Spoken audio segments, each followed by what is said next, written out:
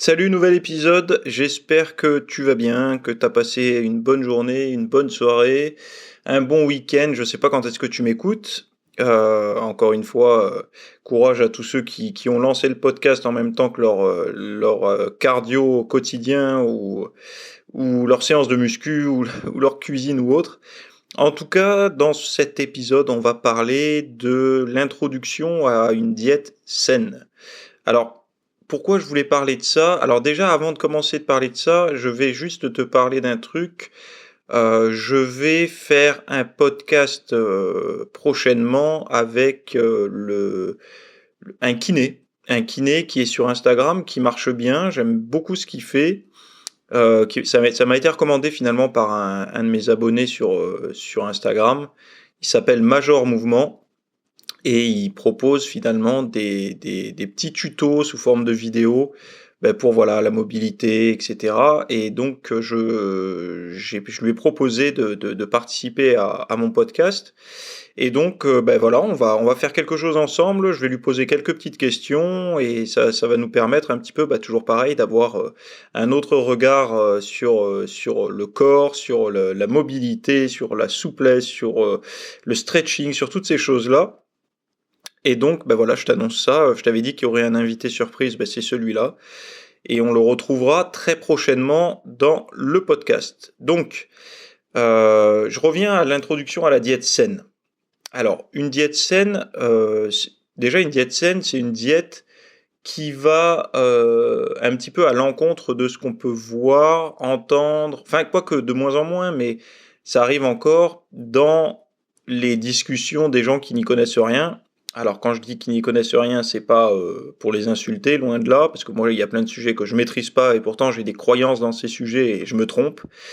Là, dans la nutrition, je me rends compte qu'il y a vraiment beaucoup de préjugés, finalement de croyances. Par exemple, que le gras fait grossir, que les glucides, ça donne de l'énergie pour le sportif, absolument, il faut en consommer, etc.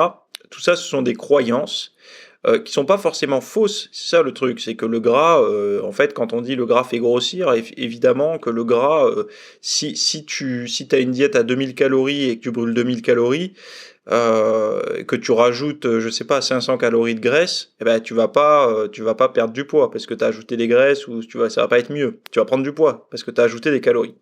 Mais bon, tout ça, c'est une histoire finalement de mauvaise compréhension de comment fonctionne l'organisme.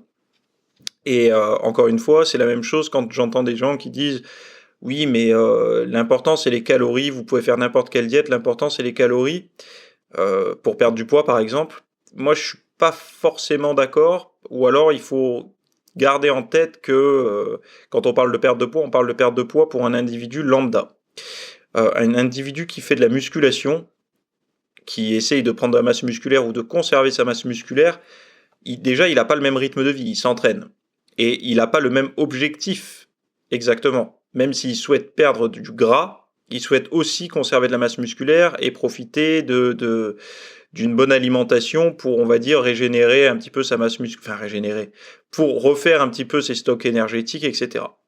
Donc du coup, on peut pas dire dans ce cas-là, n'importe quelle diète est bonne pour ce gars-là. Ce gars-là va avoir besoin de certains, enfin ce gars ou cette nana va avoir un besoin en certains nutriments et peut-être moins en d'autres. Et en fait, c'est par élimination comme ça, on se dit bon voilà, je souhaite faire un régime pour perdre de la graisse, je fais de la musculation. Si je fais que compter mes calories, c'est-à-dire que si je prends mon total calorique et je le réduis, à un moment donné, peut-être que je vais devoir réduire les protéines de trop, alors qu'il faut pas. Parce qu'il faut quand même que je garde un certain nombre de protéines dans mon alimentation pour que je puisse tenter de préserver le maximum de masse musculaire. Donc par défaut, les protéines, déjà, faut pas trop y toucher. Ensuite, bon voilà, je vais pas détailler tout, mais c'est pour vous donner l'idée. Donc déjà, en partant de là, on se dit que les protéines, on peut pas trop les réduire. Donc du coup, l'idée de réduire le total calorique,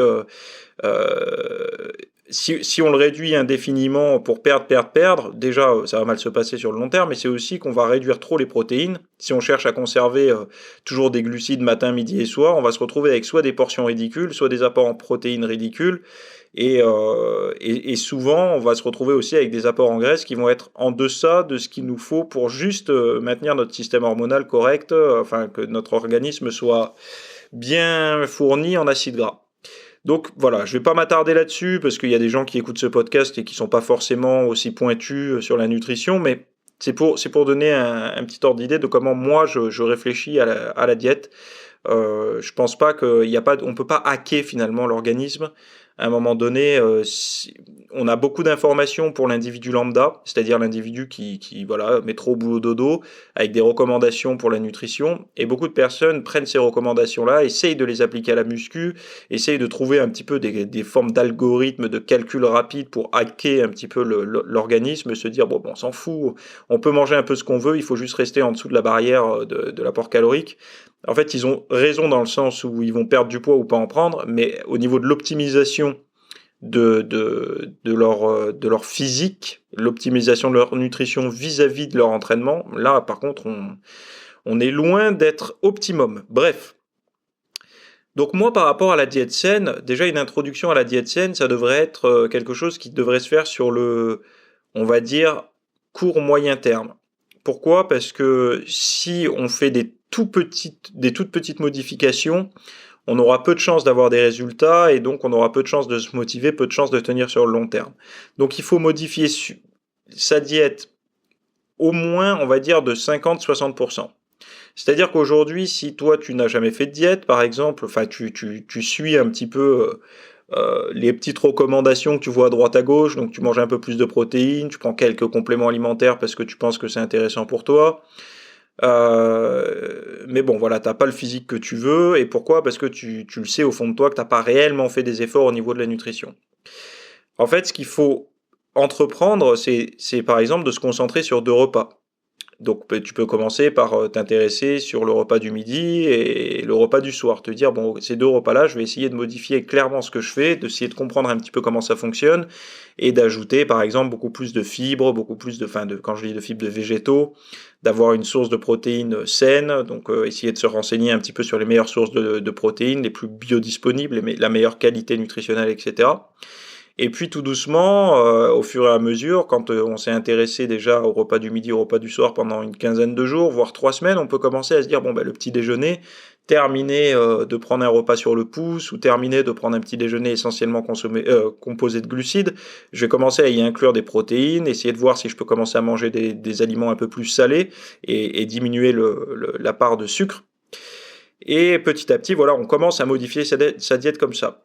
Pourquoi je dis ça ? Parce qu'il y a beaucoup de personnes qui, quand elles veulent faire une diète, elles passent du rien au tout. C'est-à-dire que elles font aucun effort et d'un coup, elles font tous les efforts. Et souvent, quand on commence à faire ça, ce qui se passe, c'est que les personnes nous disent « Non, mais moi, je digère pas tel aliment, je digère plus ça, je digère pas ça, je digère pas ça. » Pourquoi ? Parce que, en fait, au niveau de la digestion, au niveau des intestins, on a une population bactérienne qui est adaptée à ce qu'on consomme. C'est-à-dire que quand on consomme des aliments, on va peupler nos intestins d'une flore intestinale, donc on appelle ça maintenant le microbiote intestinal, et cette flore, ce microbiote-là, il est adapté à ce qu'on mange. Alors adapté, quand je dis adapté, c'est adapté à mettre entre guillemets, parce que par exemple, on n'est jamais adapté à consommer du Nutella, à consommer du fast-food et tout ça, mais on a quand même une population bactérienne qui est en adéquation plus ou moins avec ce que l'on consomme. Donc si on modifie directement notre alimentation de manière brutale, il peut se passer le temps que notre microbiote s'adapte à ça. Il peut se passer des petits soucis. Les gens vont avoir, je sais pas, la chiasse, ils vont être constipés. Enfin bon, bref, ils peuvent avoir ou même des ballonnements, des gaz, des trucs comme ça. Donc du coup, bon voilà, je suis un peu cru, mais c'est pour expliquer les choses, pour expliquer aussi pourquoi certaines personnes ne tolèrent pas certains aliments, certains végétaux, souvent crus, et souvent quand ils les consomment en trop grosse quantité d'un coup. Donc ça peut être intéressant, par exemple, une personne qui n'a jamais consommé de végétaux, de commencer avec des soupes, de commencer avec des petites doses de végétaux, par exemple, je pense aux crucifères, donc tout ce qui est choux, etc., des légumes qui sont un petit peu indigestes pour beaucoup de personnes, de pas chercher d'entrée de jeu à prendre 300 grammes sur un repas, sinon on va gonfler comme une montgolfière directement. Donc d'y aller à petite dose, de les cuire, voire un petit peu trop, même parfois au début, et puis petit à petit d'augmenter les doses, de réduire les temps de cuisson, de passer sur des cuissons plus douces, etc. Ça, c'est la meilleure solution pour moi pour petit à petit, introduire en diète, avoir une bonne introduction dans une diète saine. Après, moi, il y a beaucoup de personnes que je vois en salle de sport qui me disent: «Je fais des efforts dans ma nutrition, je mange sainement, pourtant j'ai pas de résultats et cetera. Je comprends pas, j'arrive pas à avoir la peau fine, j'arrive pas à avoir» alors déjà tout ça, ce sont des objectifs que tout le monde ne partage pas. C'est-à-dire que je précise pour ceux qui écoutent ce podcast, qui ne sont pas à fond dans le fitness, la musculation, c'est que nous, on a une part, quand on est dans ce domaine-là, on a une part, dans nos objectifs qui est d'ordre esthétique. Donc du coup, il faut qu'on allie santé, esthétisme et énergie. Donc énergie, c'est forme, hein, avoir de la motivation, enfin pas de la motivation, mais de l'énergie mécanique, se sentir bien, etc. Et l'énergie psychique aussi, tant qu'à faire. Donc du coup, nous, on rajoute une corde à notre arc qui est, enfin pas une corde, on rajoute plutôt une difficulté à notre objectif qui est, en plus de tous les côtés santé, forme physique et tout, on veut aussi la forme esthétique. Donc forcément, tout le monde ne partage pas ça, et il y a des gens qui, avec un petit peu de gras au ventre, se sentent très bien, et je respecte ça. J'ai pas envie de voir le monde qu'à travers des lunettes de mec qui fait de la muscu et qui a envie d'avoir des abdos. Mais bon, mon podcast est quand même basé sur ça, donc c'est pour ça que j'en parle. Donc je reviens à ces personnes-là qui me parlent de diète saine, qui n'arrivent pas à avoir de résultats, qui n'ont pas la peau fine et tout. Moi, clairement, je vois sur le physique d'une personne, si une personne me dit ça fait 3-4 ans que je mange sainement, que je m'entraîne beaucoup, et que je vois une qualité de peau. Alors quand je dis une qualité de peau, ça ne veut pas dire qu'elle va avoir des boutons, des choses comme ça, mais à l'œil, on voit que la personne s'alimente mal. On voit que l'intensité à l'entraînement n'y est pas. On voit clairement en fait que sur son physique, il y a quelque chose qui va pas, et régulièrement, si on s'attarde un petit peu, ce sont des personnes qui ont tendance à minimiser les écarts ou les erreurs au niveau nutritionnel quand elles expliquent ce qu'elles mangent, et à maximiser un petit peu enfin à surestimer plutôt les repas clean. Moi, je pars du principe que, en général, quand une personne me dit, quand elle se souvient, quand elle se vante un petit peu du repas clean qu'elle a fait hier ou avant-hier, c'est mauvais signe. Pourquoi ? Parce que quand on mange sainement, on perd un petit peu on sait plus trop ce qu'on a mangé la veille. Pourquoi ? Parce que c'est devenu un automatisme, etc. Alors que si on mange sainement très ponctuellement, on va s'en rappeler. Un petit peu comme si on fait un repas de fête, on va se rappeler 15 jours après qu'on a mangé tel aliment et tout, parce que voilà, c'était exceptionnel. Et donc, ben voilà, on n'est pas dans l'habitude, donc on s'en rappelle. Plus on est dans l'habitude de manger sainement, moins on se rappelle de ce qu'on a mangé la veille. Enfin, entre guillemets, hein, parce que c'est des habitudes et que quelque part, on n'a pas de raison de s'en rappeler, ça nous a pas marqué émotionnellement. Donc ça, voilà. Donc je reviens sur l'idée de la qualité de peau. C'est très difficile à expliquer parce qu'il faut vraiment avoir cet œil un petit peu aiguisé que je commence à avoir maintenant, mais vous savez, cette peau un petit peu irrégulière avec sa marque un peu rouge, etc. Je sais pas comment expliquer. En fait, c'est très difficile à expliquer. Ça donne aussi cette sensation de peau un peu épaisse.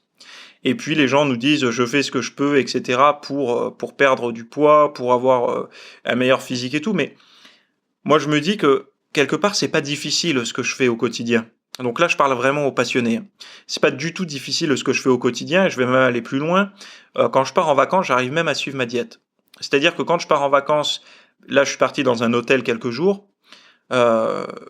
Donc, c'est-à-dire que je n'avais même pas le contrôle sur mon alimentation dans le sens où je ne faisais pas les courses. C'est la première fois d'ailleurs que je pars dans un hôtel. J'ai 30 ans et c'est la première fois, oui, vous entendez que je pars dans un hôtel un petit peu relevé, c'est-à-dire avec une prestation un petit peu haut de gamme. Il y avait une bonne offre, j'en ai profité, et donc du coup on avait affaire au room service.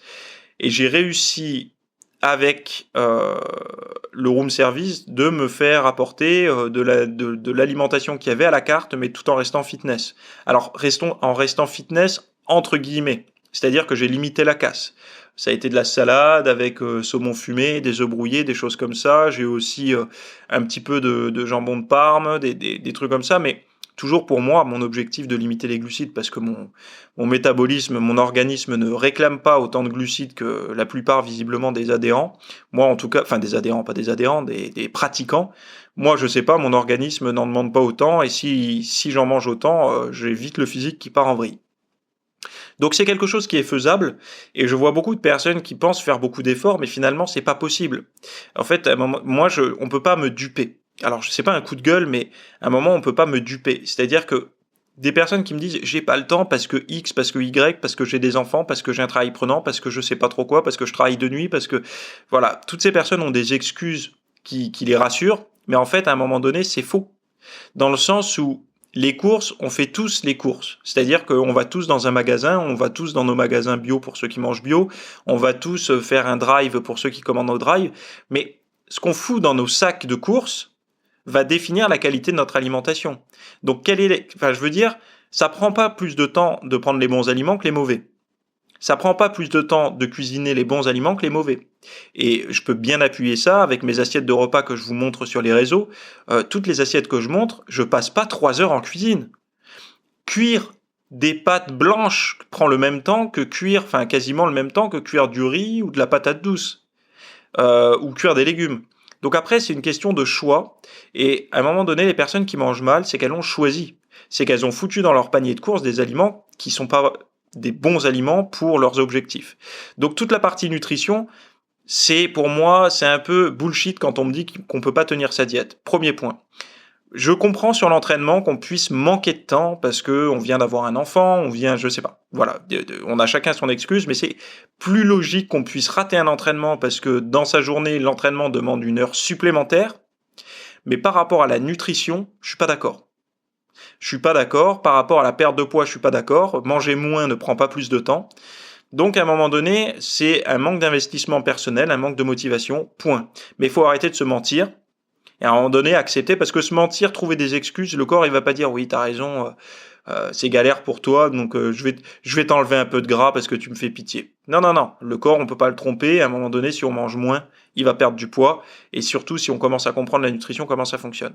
Pour l'entraînement, c'est autre chose. Ça prend plus de temps. Et il faut clairement, si on est motivé, trouver des systèmes pour pouvoir aller s'entraîner, par exemple quand tout le monde dort le matin, ou s'entraîner entre midi et 2 quand on n'est pas à la maison. Enfin, essayer de trouver un moyen de s'entraîner ou tout simplement s'équiper à domicile avec le minimum nécessaire et pas croire qu'il y a que la salle de muscu qui fait prendre du muscle. Si on a des poids et un banc, par exemple, réglable à la maison, ça suffit largement pour se faire violence. Mais encore une fois, après, il faut trouver le temps. Donc voilà. Donc moi, je voulais dans ce podcast expliquer que la diète saine, c'est pas quelque chose de facile à mettre en place. Il faut certainement être un petit peu curieux. Donc comprendre un petit peu ce qu'il faut pour le sportif. Bon, ça c'est pas le rôle de mes podcasts, c'est plutôt le rôle de mes vidéos formation que je propose en VIP. Mais bon, il faut comprendre un petit peu tout ça. Aujourd'hui, en fait, j'ai suffisamment de recul pour vous dire que j'ai énormément d'exemples de pères de famille, de mères de famille, avec parfois des familles nombreuses, un travail très prenant, qui arrivent à s'entraîner et manger sainement, qui arrivent à avoir un très bon physique d'ailleurs, et qui arrivent à avoir tout ça en s'étant mis au sport après l'arrivée des enfants, l'arrivée du travail, de la femme, du mari, etc. Donc, c'est des gens qui ont réussi à avoir une progression avec ce qu'on pourrait voir aujourd'hui aux yeux de beaucoup de personnes comme un handicap de progression. Donc ça, c'est un petit peu pour motiver les gens. Aussi, des personnes qui se rassurent par rapport à leur âge un petit peu avancé. Alors quand je dis un petit peu avancé, c'est moi j'ai des messages à partir de 30 ans. Les gens ils disent bon, on progresse pas aussi vite. Est-ce que ça sert à quelque chose? Est-ce que je pourrais voir mes abdos et tout? Bien sûr que tout le monde peut progresser. Donc c'est pas une excuse. Un mec de 30 ans, un mec de 40 ou un mec de 40 peut progresser plus vite qu'un mec de 20 s'il fait les choses correctement. Et peut avoir un meilleur physique aussi. Donc la clé finalement, c'est juste dans les bonnes actions. Et pour avoir une introduction à une diète saine, comme je dis régulièrement, c'est déjà filtrer ce qui rentre dans votre frigo et dans votre placard. Et si tu veux réellement faire les choses correctement, concentre-toi sur 2 repas de la journée, par exemple midi et soir, ou matin et midi, ou matin et soir. Et tu t'habitues pendant 15 jours à manger très sainement sur ces 2 repas, et ensuite tu t'attaques au dernier repas, et là tu peux dire que déjà ta diète sur les 3 principaux repas, elle est saine. Il te restera plus qu'à supprimer peut-être des détails comme le sucre dans le café à ton boulot, comme le petit craquage que tu peux avoir le soir, les choses comme ça, et tu corriges au fur et à mesure. Mais c'est la seule solution. Passer du tout au rien, enfin de la diète pourrie à la diète très saine, ça va te frustrer, et tout sacrifice au bout d'un moment, on sait si tu t'as pas l'impression que tu vas pouvoir le tenir sur toute ta vie, ça va switcher, tu vas repasser sur ta diète crade. Donc voilà, je pense que j'ai bien répondu à cette petite interrogation dans ce podcast. Je m'arrête là, je voulais faire la promotion de quelque chose, mais je t'en parle pas. Ça va se passer en zone membre ce week-end, mais bon, voilà, je te mets le lien en description, mais je t'en parle pas du tout, j'ai pas envie de t'en parler. Je préfère que chacun le découvre à son rythme. Et puis je te laisse ici, je te souhaite une excellente semaine, et je te remercie encore une fois pour ton soutien, ton écoute, et puis ta fidélité. Bye.